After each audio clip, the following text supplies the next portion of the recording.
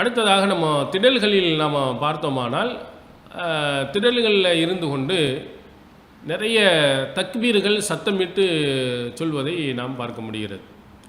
அதே மாதிரி வெளியிலையும் சரி, பள்ளியாசலில் இருந்தாலும் சரி, நிறைய தக்பீர்கள் சொல்கிறாங்க. அந்த தக்பீர்களில் அல்லாஹு அக்பர் அல்லாஹு அக்பர் அல்லாஹு அக்பர் லா இலாஹ இல்லல்லாஹு அல்லாஹு அக்பர் அல்லாஹு அக்பர் லில்லாஹில் ஹம்து என்று இப்படி ஒரு துவாவை ஓதுவாங்க. நல்ல ராகம் போட்டு என்ன செய்வாங்க, ஓதுவாங்க. இப்படிலாம் ரசூல் ஸல்லல்லாஹு அலைஹி வஸல்லம் ஓதி இருக்கிறாங்களா அப்படின்னா, இவங்க சொல்கிற ஒரு சில வாசகங்கள் நபி ஸல்லல்லாஹு அலைஹி வஸல்லம் போர்க்களத்தில் என்ன செஞ்சுருக்கிறாங்க, சொல்லியிருக்கிறாங்க.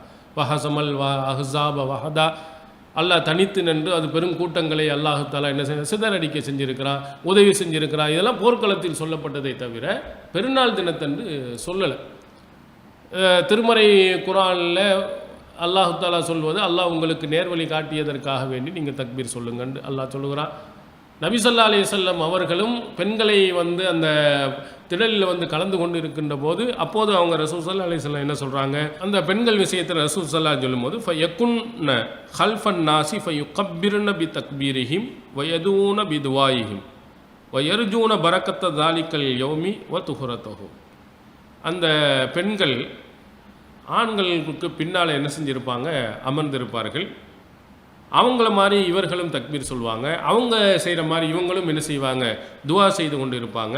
அன்றைய நாளையினுடைய பரக்கத்தையும் அருள் வளத்தையும் புனிதத்தையும் எதிர்பார்த்திருப்பாங்க அப்படின்னு நபி ஸல்லல்லாஹு அலைஹி வஸல்லம் குறிப்பிட்றாங்க. அதாவது ஆண்கள் முன்னாடி இருந்தாங்கன்னா பின்னால் பெண்கள் இருந்து கொண்டு ஆண்கள் தக்பீர் சொல்கிற மாதிரி இவங்களும் தக்பீர் சொல்லணும். அவங்க எப்படி துவா செய்கிறாங்களோ அதே மாதிரி இவங்களும் என்ன செய்யணும், துவா செஞ்சுட்டு இருக்கணும். அவங்களும் அல்லாஹ் அக்பர் என்று தக்பீர் சொல்லிக்கிட்டு இருப்பாங்க. அதே மாதிரி இவர்களும் பெண்களும் தக்பீர் சொல்லணும்.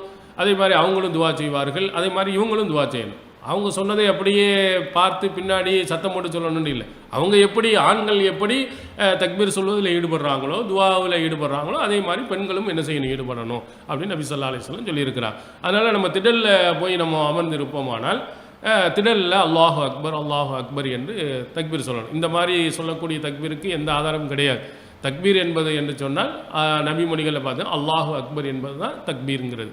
அல்லாஹுவை பெருமைப்படுத்துது, அல்லாஹ் நீ மிகப்பெரியவன் என்று சொல்வது.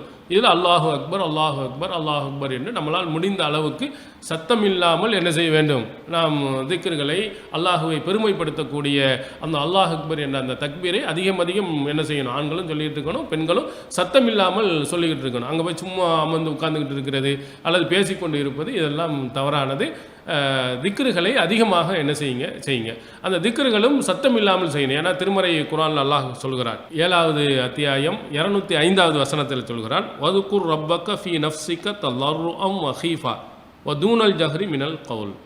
உம்முடைய இறைவனை மனதுக்குள் நீர் என்ன செய்யும், திக்ரு செய்யும், பணிவாக நீ திக்ரு செய்யும், சத்தமில்லாமல் திக்ரு செய்யும் என்று அல்லாஹ் தெளிவாக நமக்கு குறிப்பிடுகிறார்.